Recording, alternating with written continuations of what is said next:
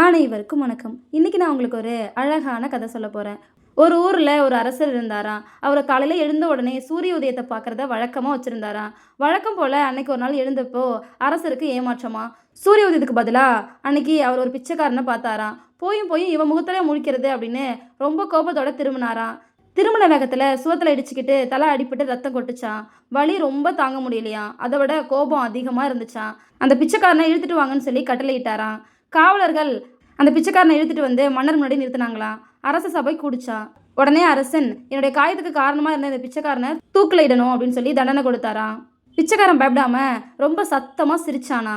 சபையில இருந்தவங்களுக்கு ரொம்ப ஆச்சரியமா இருந்துச்சாம். அரசருக்கு கோபம் கட்டுக்கடங்காம போயிடுச்சாம்.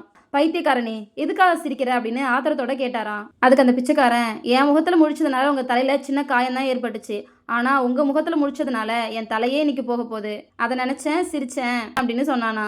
அதுக்கப்புறம் தான் மன்னருக்கு அவருடைய தவறு புரிஞ்சுதான். தண்டனையை ரத்து செஞ்சு பிச்சைக்காரனை விடுவிச்சாராம். இதோட இந்த கதை முடிஞ்சிருச்சு. தைரியங்கிறது தன்னம்பிக்கையோட மறுபெயர். அது இல்லைன்னா சமயத்துல உயிரை கூட காப்பாற்றி கொள்ள முடியாம போயிடும். அதை தான் இந்த கதை நமக்கு சொல்லுது. இந்த கதை உங்க எல்லாருக்கும் பிடிச்சிருக்கும் நம்புறேன். இன்னொரு அழகான கதையில நாளை மாலை 5 மணிக்கு சந்திப்போம். நன்றி.